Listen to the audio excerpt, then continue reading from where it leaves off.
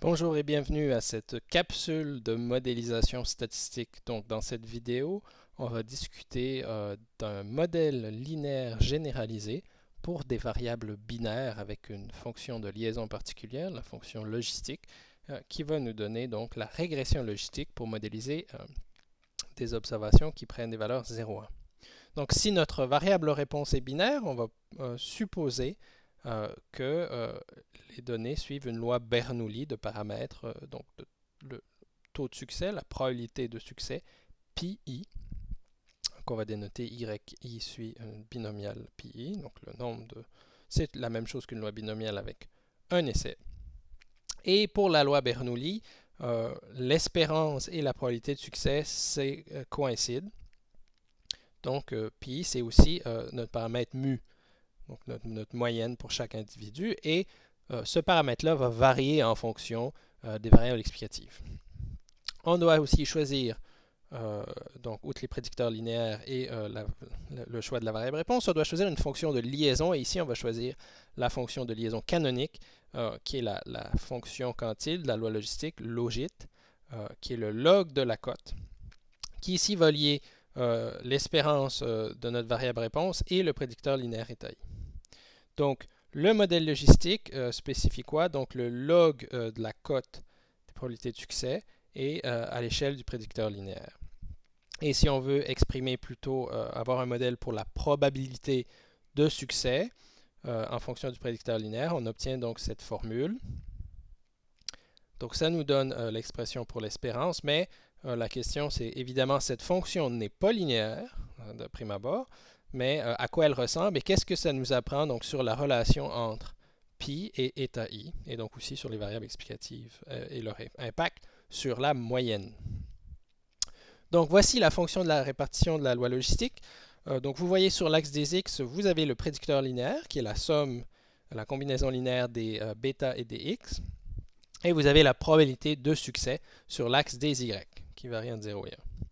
Donc, c'est une fonction croissante. Donc, dès que eta augmente, à mesure que vous vous décalez vers la droite dans le graphique, la probabilité de succès augmente. Okay? Et si vous regardez la pente de cette courbe, le gradient va être plus prononcé autour de 0. Donc, les changements dans la probabilité prédite sont plus grands si vous vous promenez dans un voisinage de 0 que si vous êtes, par exemple, aux extrémités. Donc, il y a très peu de changements entre moins 5 ou plus 5, donc en dessous ou au-delà. Donc, qu'est-ce qui arrive quand on modifie nos variables explicatives maintenant? Si vous prenez ici un paramètre, donc si je prends une variable explicative xj donnée et que son paramètre associé βj est positif, donc si j'augmente xj, je vais me retrouver, par exemple, d'une unité, je vais me retrouver avec état qui augmente aussi d'un facteur βj. Donc si βj est positif, je vais me décaler vers la droite dans le graphique et donc la probabilité de succès va augmenter. Inversement, si j'augmente xj mais que le paramètre est négatif, je vais vers la gauche et donc la probabilité de succès va diminuer.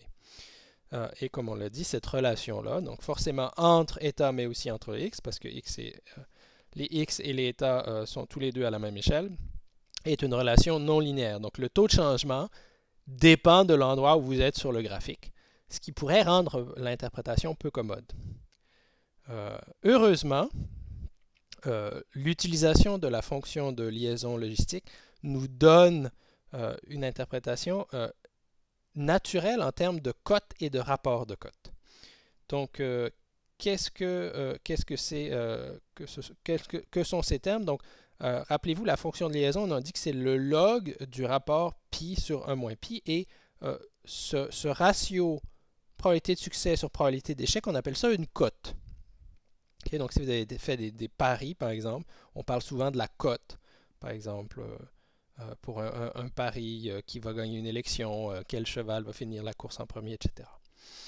Donc, si on prend exponentielle de chaque côté, on va se retrouver donc avec notre cote, probabilité de succès sur probabilité d'échec, qui est exponentielle de notre prédicteur linéaire.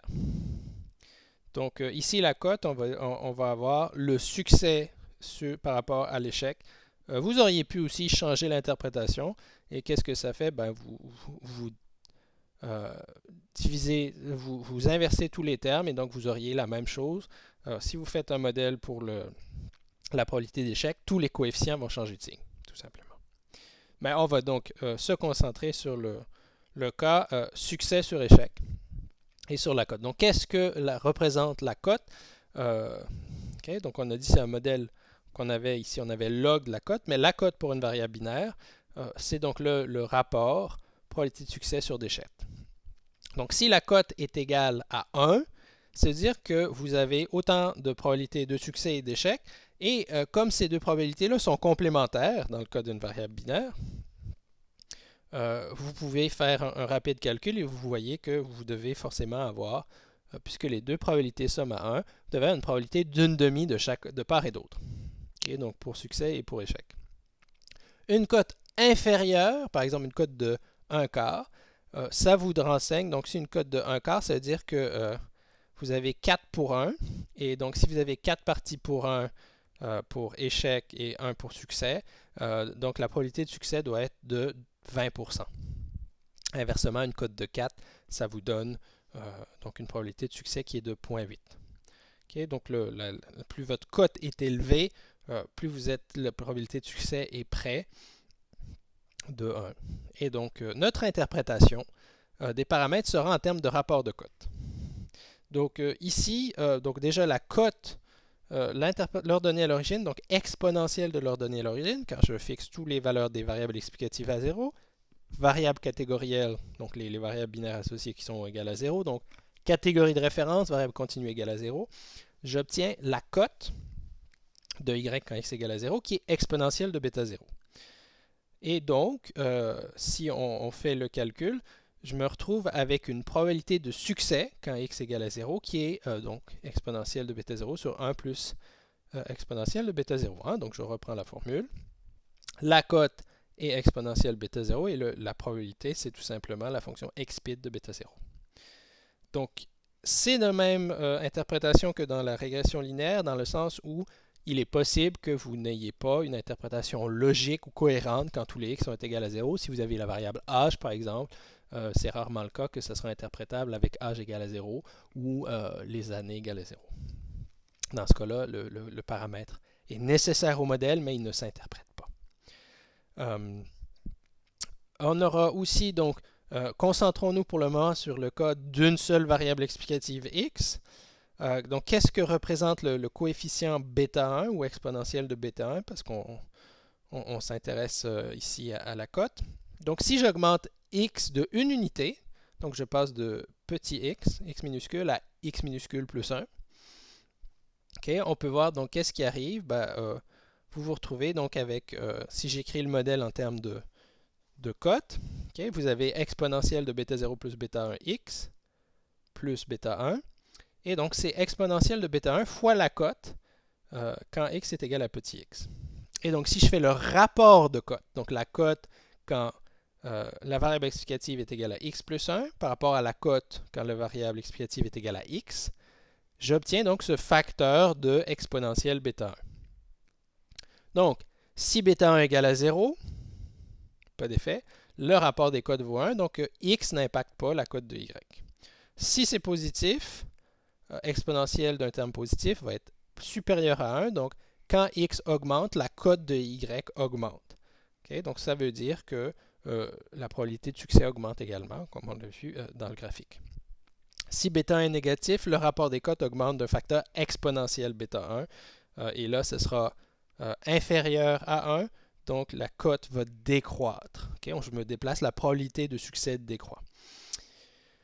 Si vous avez plus qu'une variable explicative, évidemment l'interprétation reste la même, mais elle n'est valide que quand toutes les autres variables sont égales par ailleurs. Donc, ceteris paribus. Donc, voici l'équation. Évidemment, ce qui arrive, c'est que quand vous écrivez le rapport de cote avec les autres variables explicatives, toutes les autres sont fixes, sauf la kème variable que vous augmentez d'une unité. Vous faites le rapport de cote et donc tous les termes vont s'annuler sauf exponentielle de bêta k.